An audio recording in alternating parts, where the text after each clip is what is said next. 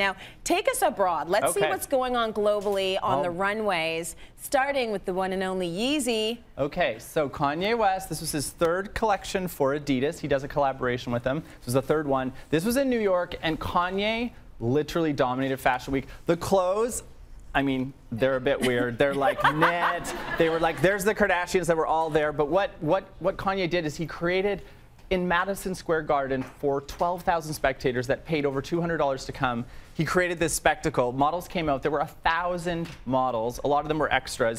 Half of them apparently were wearing like Salvation Army clothes, and then the rest were wearing actual Yeezy clothes because he didn't make that much. Right. I know. But his clothing did kind of look like the Salvation Army clothing. Yeah, and you couldn't really tell the difference. No, and apparently his statement was that he wanted to be like a refugee camp, and like, it's just, Kanye West wants to be so desperately wants to be a designer and to be taken seriously, but I don't know. Are you hearing it though? Is he being taken seriously? Yeah, well, like, he seems to have these relationships with the House of Balmain and Balenciaga. Yes. So do they actually see him as an artist? I mean, I would say that no big luxury brand has really brought him on yet, right? And I think ultimately he wants to work for Louis Vuitton or LVMH. Like that to me is what Kanye is gunning for.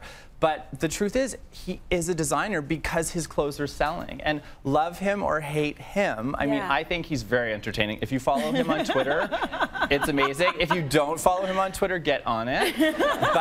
But you know, he really wants to be a designer. This is one area that he wants to still dominate. And in terms of spectacle at Fashion Week, he did it. And his clothes are selling $1,000 sweatshirts and sweatpants. I haven't seen one person wearing that full like knit bodysuit, but I guess they're getting the sweaters and the jackets, and it's very interesting. And bomber coats too. So then he also dressed the whole Kardashian clan. We saw a quick picture of that. They were in head to toe, fur, white.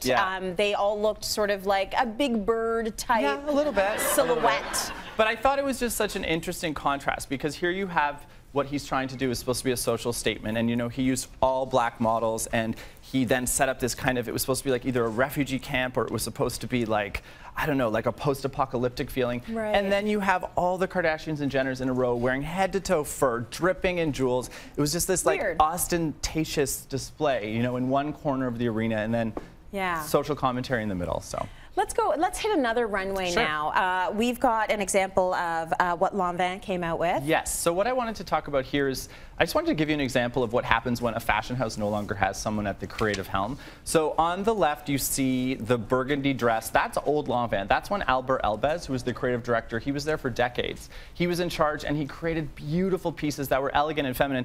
And then that look that you saw on the right, which was the blue, kind of looks like something from Dynasty from the 80s. That's because he had a dispute over a contract negotiation, so Albert left the house this season, so what he showed for fall was not even his clothing. He didn't design it. And it just shows that it actually matters to have someone that's a creative force at the head of these companies. You do need a designer, or that blue dress happens. Yeah, or that blue dress with like the shoulder pads and like nobody wants to go back to that decade yet. Let's talk about the hot models of the moment right now, and they're dominating still.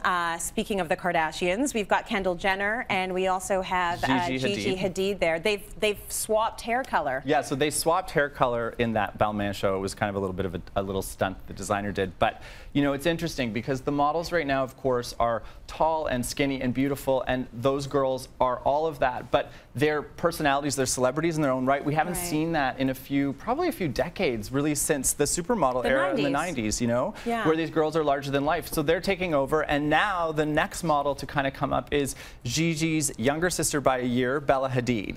And so Bella Hadid, that's her in the Miu Miu runway. I saw her all over the place. She's gorgeous. She kind of has an old kind of Hollywood type of beauty. The Hadids are interesting because they're kind of the next Jenner / Kardashians coming up. Kind of. I don't know if you guys watched the Desperate Housewives of Beverly Hills. Yeah. But it's their actually mother, just the Housewives of Beverly Hills. You can throw the Desperate in there. Oh my God. That's like a Freudian slip. So their father was on that, sometimes the mother, Yolanda Foster, and their father is that real estate tycoon, Mohammed Hadid, and their house is like amazing. But I mean, amazing, a palace. It's a palace. Yeah.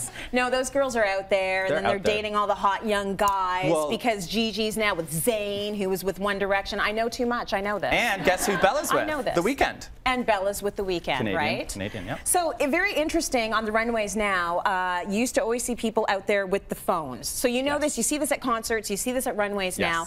The editorial folks out there can barely get their job done because the runway is dominated by phones. So at a fashion show, everyone, this is an example here on the picture, is basically, if you see that, all those little tiny screens. So imagine you're sitting in the front row, if you're lucky, or the second row. Sometimes the Canadians are in the second row, I'm not gonna lie. But you know, it's hard to see what's going on. And what you have to do as an editor, you have to take pictures of everything going by. You have to like upload it to Instagram and then tweet it out on Twitter. And it's very distracting. But what's changing is now the rise of Snapchat. So some of you might be using Snapchat, some of you might have kids that are using Snapchat, and it definitely is the millennial kind of app of choice for social media, but it's taking over because you can create these kind of mini videos, and you don't really care what they look like. They can be a little bit kind of like shoddy. And so what it's done now at Fashion Week is it's allowing people to kind of watch the show, and what they might do is throw up their phone at the very end when all the models go by, do a little quick snap. It disappears, of course, within 24 hours.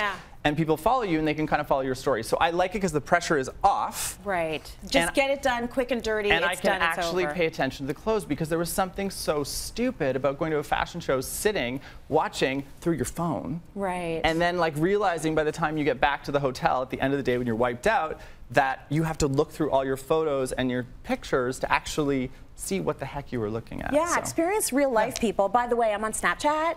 There you go. I'm at Tracy Cityline and at CitylineCA for all the behind the scenes. Thanks.